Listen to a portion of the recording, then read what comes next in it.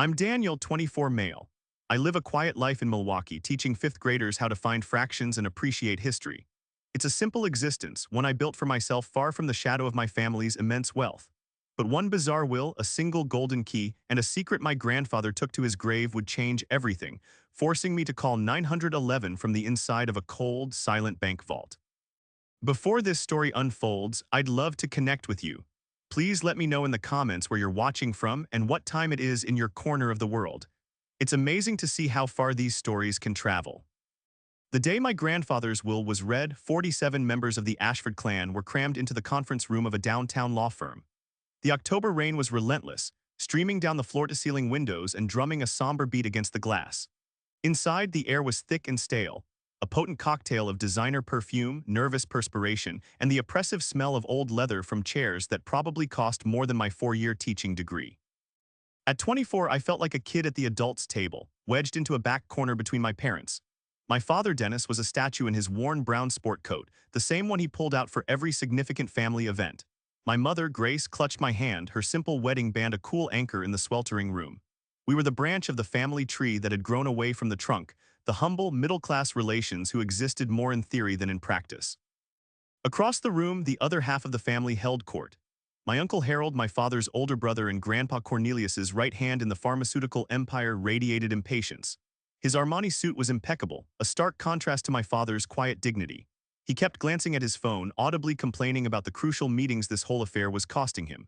Beside him sat Aunt Veronica, her posture perfect, her diamond necklace flashing with every controlled breath. Their son, my cousin Bryce, who was 2 years my senior, slouched in his chair with the easy arrogance of someone who had never wanted for anything. He was the heir apparent, groomed from birth to inherit the kingdom. I'd once overheard Grandpa say Bryce had the killer instinct for business, but it felt more like entitlement. He treated every interaction like a negotiation he was determined to win. His sister Madison sat beside him, completely absorbed in her phone, which was propped against her designer handbag. She was live streaming the entire somber event to her massive social media following. "You guys, this is literally a moment in history," she whispered dramatically to her audience. "The Ashford fortune is about to be divided, and I'm giving you a front row seat." Her entire online persona was built on being farmer royalty, posting sponsored content from the family's various lavish estates. At the head of the massive mahogany table stood Mr. Quinton, the family lawyer. He was a small, frail man with glasses so thick they magnified his weary eyes. He had managed Grandpa's legal affairs for longer than I had been alive, and his hands trembled slightly as he held the will. Whether it was from old age or the sheer tension in the room, I couldn't be sure. Dominating the wall behind him was a recent portrait of Grandpa Cornelius, painted just before his diagnosis. Even rendered in oil, his eyes held that familiar, mischievous twinkle, as if he knew a secret the rest of the world was too foolish to see. "Before we begin," Mr. Quinton announced, his voice thin but clear, "Mr. Ashford left explicit instructions that every family member must be present. I have been asked to wait until everyone has arrived." The collective groan was almost silent but physically palpable. We waited another 20 minutes for my cousin Derek to arrive, having flown in on a private jet from California where he was busy running a tech startup into the ground, a venture Grandpa had flatly refused to finance. Aunt Niam showed up straight from her yoga retreat in Arizona, still adorned with meditation beads and radiating a forced serenity. The room filled with distant cousins I barely recognized, all of them wearing masks of grief while their eyes did the cold, hard math of splitting a $500 million pie. Finally, when the room was at capacity, Mr. Quinton cleared his throat and the sound cut through the murmuring like a gunshot. The room fell silent, everyone leaned in. Madison adjusted her phone's angle. Uncle Harold slipped his own device into his pocket. Even my father, who always claimed he didn't give a damn about the money, sat up a little straighter. Mr. Quinton began to read. "I, Cornelius James Ashford, being of sound mind and body, hereby bequeath my entire estate, valued at approximately $500 million, including all properties, holdings, investments, and liquid assets, to the family member who finds the golden key." For a full 3 seconds, you could have heard a pin drop. Then the room didn't just erupt, it detonated. The shockwave of those few words would splinter our family, sending shrapnel through relationships and exposing a truth so dark none of us could have ever conceived it. Uncle Harold was the first to find his voice, his face a blotchy canvas of red and purple. He shot to his feet so violently that his chair clattered to the floor. "This is preposterous," he bellowed. "A treasure hunt." My father built a global pharmaceutical company, not a child's amusement park. Mr. Quinton held up his trembling hands, a futile attempt to quell the uprising. Please, there is more to the document if you would just allow me to continue, but his plea was lost in the storm. Bryce was already on his laptop, furiously typing, no doubt searching for elite treasure-hunting firms.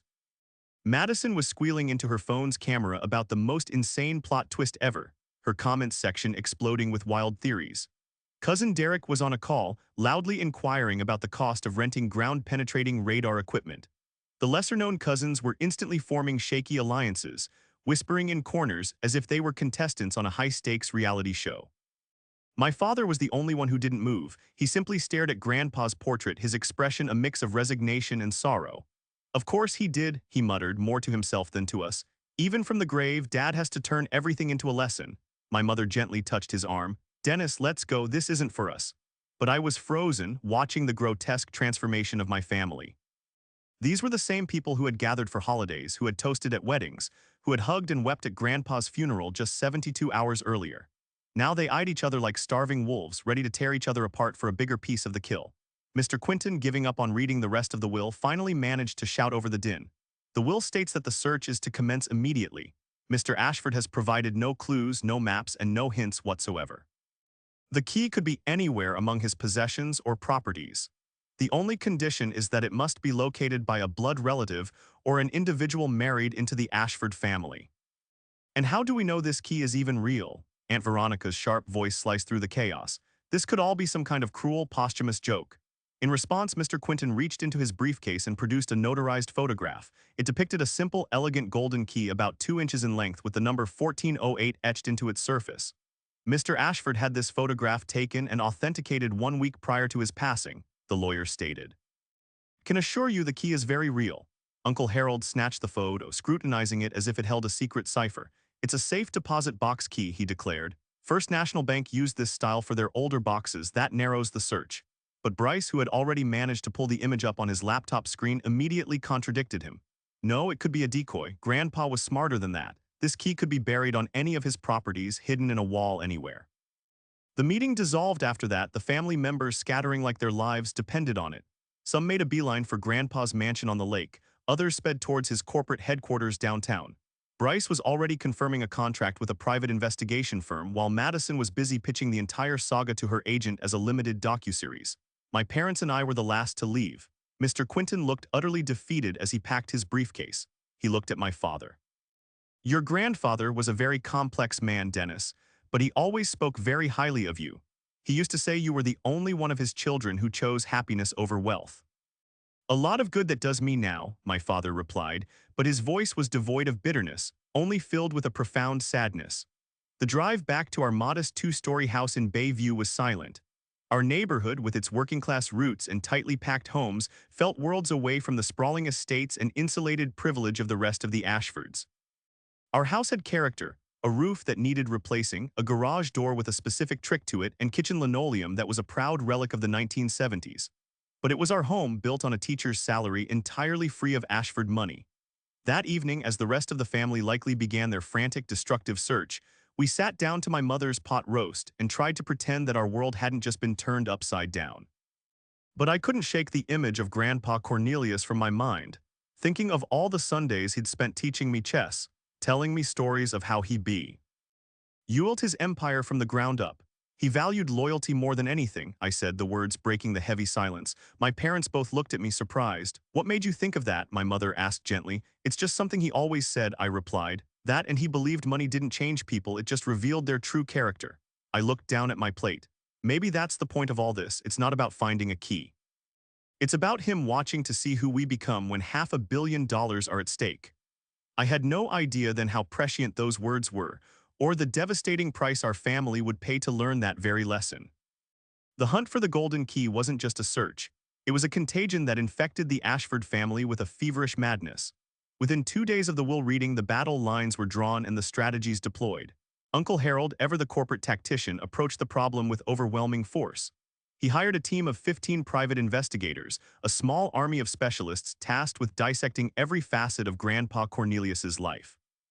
They were a swarm of locusts, devouring property deeds, business ledgers, travel itineraries, and even his confidential medical files, searching for any pattern or anomaly that might point to a hiding place.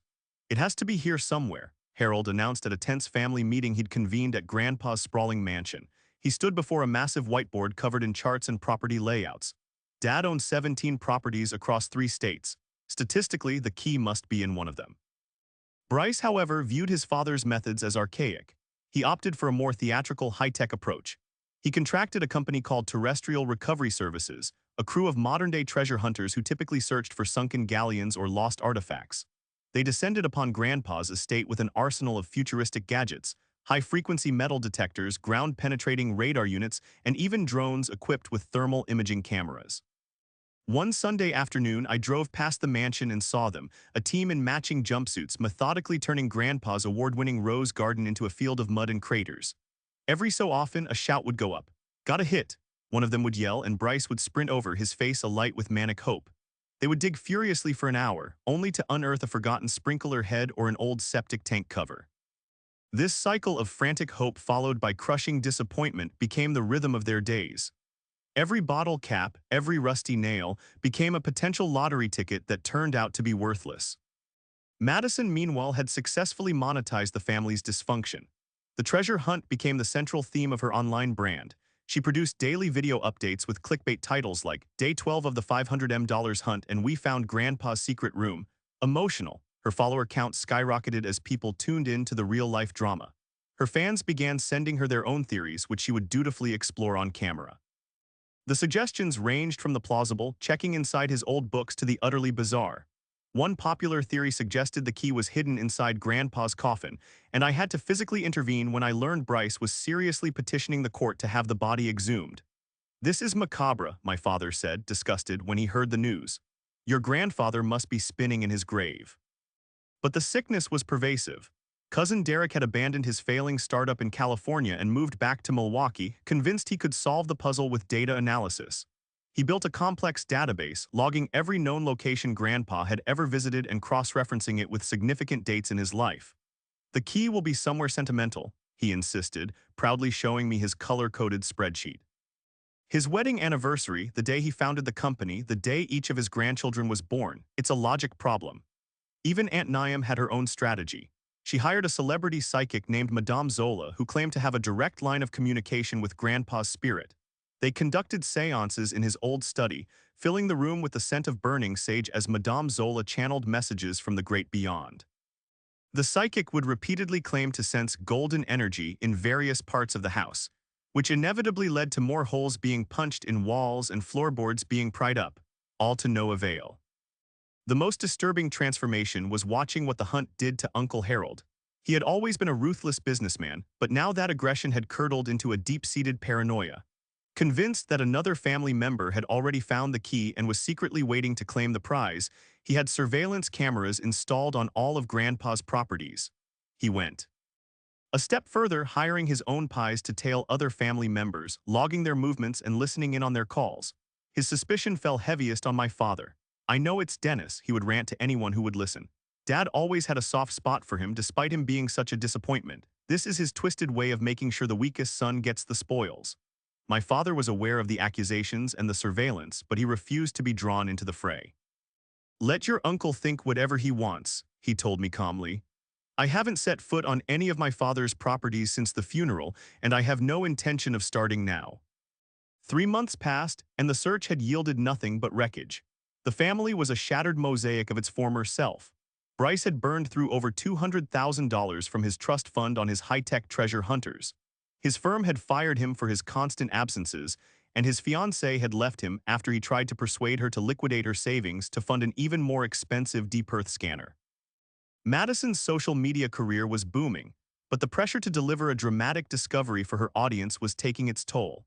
She had a full-blown meltdown during one live stream after another false alarm, her sobs echoing across the internet.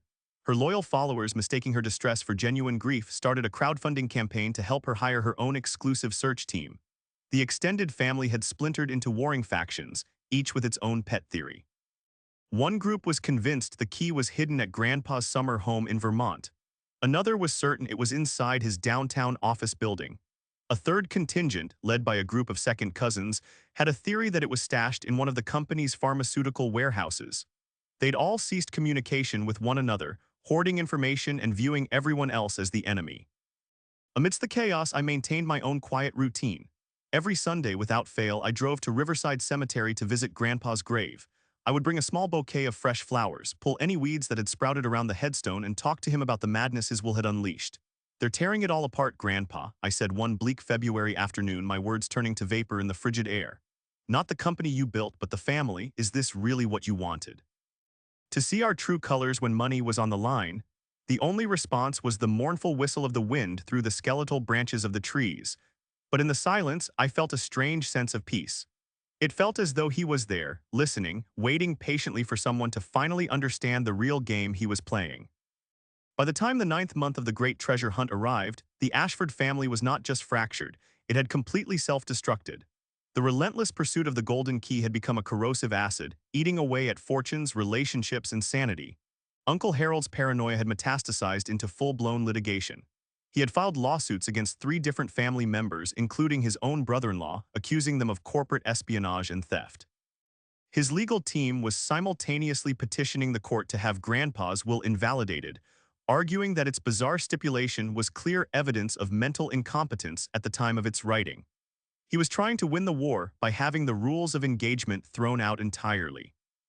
Bryce, once the golden boy, had hit a devastating rock bottom. Having liquidated his entire trust fund and gone deep into debt to finance his fruitless search, he was a ghost of his former self. His obsession had cost him his job, his fiancée, and his self-respect.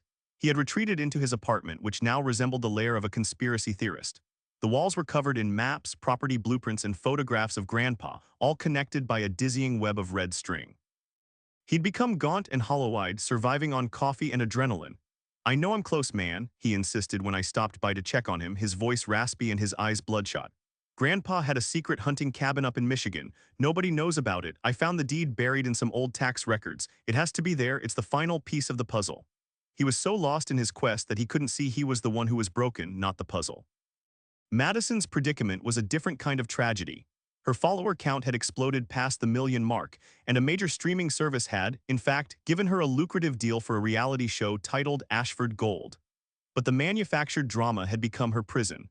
The constant pressure to create content and deliver a satisfying narrative for her viewers was destroying her.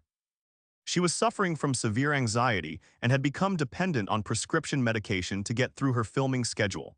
In a moment of desperation, she'd even hired actors to stage fake discoveries to keep her audience hooked, a deception that was swiftly exposed by online sleuths, causing a massive backlash that threatened to ruin her entire career. The greed that had fueled her rise was now consuming her from the inside out. The extended family hadn't fared any better. Their smaller pools of resources had been drained dry. Cousin Derek, the tech hopeful, had maxed out every credit card he owned to purchase cutting-edge scanning equipment, only to find nothing. Aunt Niam, the spiritualist, had spent her entire retirement fund on a parade of psychics, mediums, and dowsers, each one promising a connection to the other side and delivering only empty platitudes and a hefty bill. My own parents watched this slow-motion catastrophe with a profound sense of sorrow and disgust. "This is precisely what your grandfather was afraid of," my mother said one evening, her voice heavy. "He always told me, money doesn't change who you are, Grace, it just makes you more of it." As the first anniversary of Grandpa's death on October 15th approached, my Sunday visits to his grave remained the one constant in the swirling chaos. I had not missed a single week through sweltering summer heat and bitter winter snow. The cemetery groundskeeper, an old man named Carl, had come to recognize me. "Back again, son," he'd say with a nod, tipping his worn cap as I walked the familiar path with my flowers and a thermos of coffee. I had developed a small, personal ritual. First, I would carefully clean any leaves or dirt from the polished granite of the headstone. Then I'd pull any encroaching weeds, meticulously trim the grass around the edges with a pair of hand shears, and arrange the fresh flowers in the built-in vase. While I worked, I would talk to Grandpa as if he were sitting right there with me. I told him about my 5th grade class, about their struggles with long division and their excitement for the upcoming science fair. I told him about the new woman I was dating, Rachel, a librarian I'd met at a local bookstore. I told him about the quiet, normal life I was building for myself, a life so far removed from the self-inflicted torment the rest of the family was enduring. "You know, Grandpa, I think I figured something out," I said to the silent stone one crisp Sunday in early October. In this whole year, I'm the only one who's come to see you. Just to visit, I mean. Uncle Harold showed up once to check if you'd hidden the key in the flower vase, and Bryce brought his metal detector and scanned the whole plot, but nobody else comes just to say hello. The week before the anniversary, I decided to do something special. I went to Romano's, his favorite Italian deli, and bought his usual order, a pastrami on rye with extra mustard and a dill pickle on the side. I stopped by his favorite coffee shop for a cup of their signature dark roast. And I brought the ornate chess set he had given me for my 16th birthday, the one with the hand-carved jade and ivory pieces he'd bought on a business trip to Shanghai. October 15th dawned as a perfect autumn day. The maple trees dotting the cemetery were a brilliant spectacle of red and gold, and the air was crisp and clean. I laid out the chessboard on the flat top of his grave marker using the polished surface as a small table. I played a full game against myself, moving both the black and white pieces, cycling through the openings and defenses he had so patiently taught me over the years. "Remember the Sicilian defense, Grandpa?" I murmured, advancing a pawn. "You said it was just like business, aggressive, but you had to have a purpose. You said you had to be willing to sacrifice a few pawns to protect your queen." I continued the game, narrating my moves, recalling his lessons. "But the true masters, you always said, they knew when to be patient. They made the quiet moves, the ones nobody else sees until it's too late, until it's checkmate." I finished the game with a classic pawn promotion, a move he particularly loved. "The weakest piece on the board becomes the most powerful," I said, smiling at the vivid memory of his voice. "That's the beauty of it, kiddo. Anyone can become a king if they just keep moving forward." As I began to pack away the elegant pieces, my fingers brushed against a rough texture on the underside of the headstone's top ledge. My first thought was that it was just a patch of dried moss or caked-on dirt. But something made me look closer. There, camouflaged against the dark granite, was a small strip of heavy-duty industrial tape. It had been painted and textured to match the stone so perfectly that I had never, in 52 weeks of cleaning that very spot, ever noticed it. My breath caught in my throat. My heart began to pound against my ribs. With trembling fingers, I peeled back the tape, and there it was, small, golden, and glinting in the autumn sunlight. It was the key, identical to the photograph Mr. Quinton had shown us a lifetime ago. Etched into its surface was the number 1408. It had been here all along, silently enduring the changing seasons, waiting patiently beneath the very stone I had so faithfully tended for an entire year. Taped to the key was a tiny laminated note, the handwriting unmistakably my grandfather's. It read, "For my faithful visitor, C.A." I sank to my knees on the cool grass, the key feeling impossibly heavy in my palm. The metal was cold from the autumn air, but it seemed to pulse with a life of its own, vibrating with the sheer weight of what it represented. $500 million. An amount of money so vast it was abstract, a number with too many zeros to comprehend. It was enough to fix the leaky roof on my parents' house, replace my father's ancient sedan, and cover my mother's recent medical bills without a second thought. It was enough to erase my student loan debt 100 times over. But it was also enough to detonate what little was left of our fractured family. I sat there by my grandfather's grave for a long time, the wind rustling the golden leaves around me. The laminated note was the proof. This wasn't a random discovery, it was a test. He had known it would be me, for my faithful visitor. He hadn't created a treasure hunt, he had created a loyalty test. He wasn't rewarding the cleverest or the most aggressive family member. He was rewarding the one who showed up. He was rewarding the one who came not for the money, but for the memory. The one who tended his grave, pulled the weeds, and shared a quiet moment with him week after week, long after everyone else had become consumed by their own greed. He had counted on my consistency, my simple act of remembrance. My first instinct was to call my parents. My mother picked up on the second ring, her voice warm and unsuspecting. "Daniel, is everything okay?" I couldn't form a complete sentence. "I found it," I managed, my voice a choked whisper. "Mom, I found the key." The line went silent for a moment. I could hear her muffled voice telling my father. Then his voice came on the line, sharp and urgent. "Where are you, son?" "At the cemetery," I said, my voice still shaky. It was under his headstone. "Dad, it's been here the entire time." "Don't tell a soul," my father said, his tone leaving no room for argument. "Don't call your uncle, don't text anyone, come straight home. Now we need to figure this out." But I couldn't leave just yet. I stayed there for another 20 minutes just holding the key, trying to process the enormity of the situation. Grandpa had orchestrated this whole thing. The chaos, the paranoia, the destruction, he must have known it would happen. He had set a fire to see what would burn and what would remain, and he had left me, the quiet schoolteacher, holding the key to the entire kingdom. He wanted me to be the one to decide what happened next. The drive home was a blur. I clutched the key in my hand the entire way, my knuckles white on the steering wheel. My parents were waiting for me in the living room with the curtains drawn as if we were hiding from the world. We sat around our worn-out coffee table, the golden key lying in the center like an unexploded bomb. "You could keep it a secret," my mother suggested, her voice barely audible. Wait a few months, then you could pretend to discover it somewhere else, somewhere less revealing. She was trying to protect me, to protect us from the storm that was about to break. Or, my father countered, his gaze fixed on the key, we could call Mr. Quinton right now. We could end this circus before Harold or Bryce does something truly dangerous. But something about the key itself was nagging at me. It's a safe deposit box key, I said, picking it up and turning it over in my fingers. Uncle Harold had been right about that much at least. Box 1408, First National Bank, that was Grandpa's bank. I looked at my parents. There's something in that box, something he wanted found. This isn't just about the money. The money is probably just in a series of accounts, my father reasoned. The key is the symbolic final step. It grants you access to the estate. But I knew my grandfather better than that. He was a man of layers and hidden meanings. Every move he made, every lesson he taught had a purpose. The key wasn't the end of the hunt, it was the beginning of something else entirely. The treasure wasn't the $500 million. The treasure was whatever was waiting inside box 1408. The next morning, I put on the only suit I owned, the one I kept for weddings and funerals, and drove downtown to the main branch of First National Bank. The building itself was a temple to old money, a fortress of marble, brass, and hushed reverence. I walked across the polished floors, my heart hammering against my ribs, and asked to speak with the branch manager. A tall, distinguished man with silver hair named Mr. Jacobson greeted me in his office. I showed him the key. He examined it under his desk lamp, his expression unreadable. Box 1408, he said, his voice a low murmur. Yes, this is one of our oldest legacy boxes. Mr. Ashford opened this account in 1963. He looked at me over his glasses. You'll need to provide identification, and your signature will need to be logged for access. He led me through a series of imposing security doors, each thicker and more complex than the last. The air grew colder with each step until we were standing inside the main vault. It was exactly like something out of a movie, a cavernous room lined floor to ceiling with hundreds of gleaming brass doors, each with its own lock and number. The silence was absolute. Box 1408 was tucked away in a back corner, a large unit near the floor. My hands were shaking so badly I could barely fit the key into the lock. I took a deep breath, turned it, and heard a solid, satisfying click that seemed to echo through my entire body. The box was heavier than I anticipated. I had to brace myself to slide it out and carry it to a small, private viewing room nearby.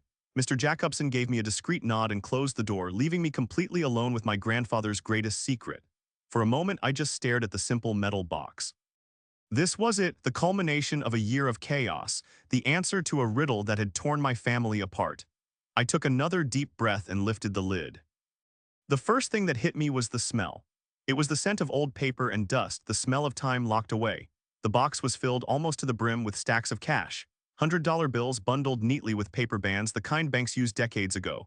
The dates printed on the bands were from the 1960s and 70s. I lifted one of the bundles. It was dense and heavy. There had to be at least $1 million in cash sitting right in front of me, maybe more.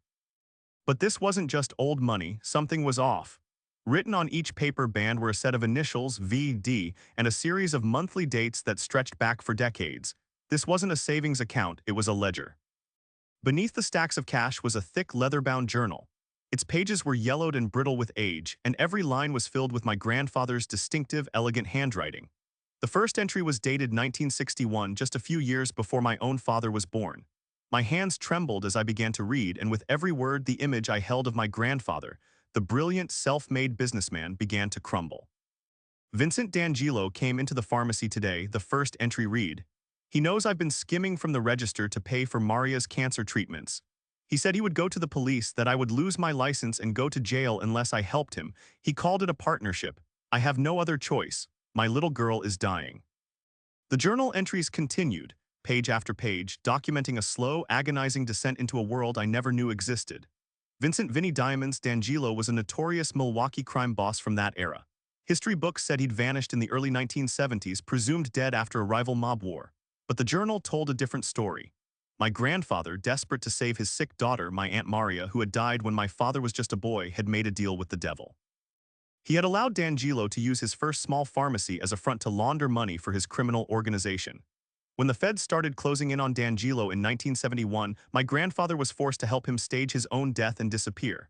For the next 50 years, my grandfather had been paying him. The cash in the box wasn't a treasure, it was protection money. The initials VD on every bundle stood for Vincent D'Angelo. My grandfather hadn't been a partner in crime. He had been a victim of extortion for half a century. The pharmaceutical empire, the source of the Ashford fortune, had been built under the constant shadow of this terrible secret. Every success, every expansion, every dollar earned was tainted by the fear that one day, Vinnie D'Angelo would come back to collect more than just money. My grandfather had lived his entire life as a prisoner, protecting his family from a threat they never even knew existed. The final item in the box was what made me instinctively reach for my phone. It was a small envelope containing recent photographs.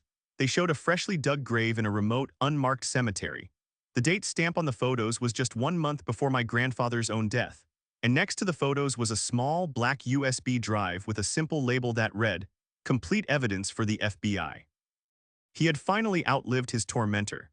Vinnie D'Angelo was truly dead, and in his final months my grandfather had assembled a lifetime of evidence. The journal, financial records, taped conversations, everything the authorities would need to uncover the truth. The will, the key, the hunt, it was all. An elaborate, desperate plan. He couldn't go to the police himself without implicating himself and destroying the family's name. So he created a test, a way to find someone in the family he could trust. Someone loyal, patient, and not driven by greed.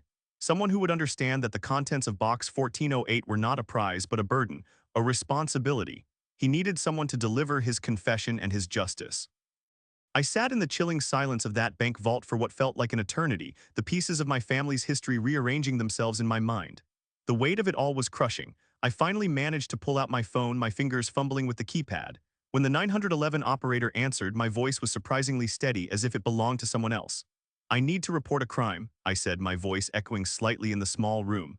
"Multiple crimes, actually. They go back 60 years. I gave her the address. "I'm at First National Bank on Wisconsin Avenue. Please send detectives, and you're going to need to contact the FBI." Within an hour, the quiet, dignified halls of First National Bank were a hive of controlled chaos. The place was teeming with law enforcement. Stern-faced FBI agents in dark suits moved with quiet efficiency, accompanied by local detectives, forensic accountants, and even an agent from the U.S. Treasury Department.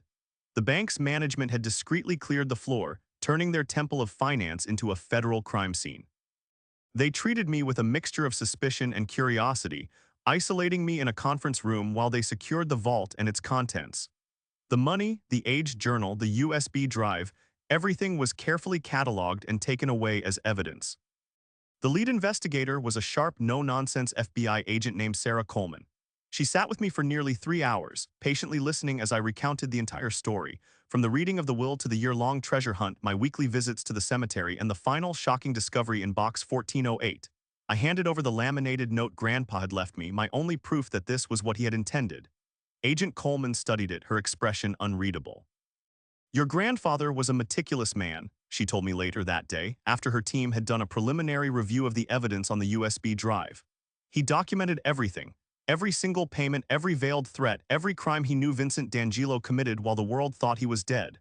For 50 years, he kept a perfect record. This isn't just a big break in a cold case, Mr. Ashford. This is one of the most significant organized crime cases in Wisconsin's history." The story broke the next morning, and it was a media firestorm. "Pharmaceutical billionaire's secret life of extortion," screamed the headlines. Every major news outlet in the country picked it up. The FBI held a press conference, revealing the almost unbelievable tale of how Vincent "Vinnie Diamonds" D'Angelo had faked his death in 1971 with my grandfather's coerced help, and had lived in secret for 5 decades, funded by the silent extortion of one of the city's most respected businessmen. The foundation of the Ashford Empire, the source of all our family's pride and privilege, was revealed to be built on a bedrock of fear and criminal coercion.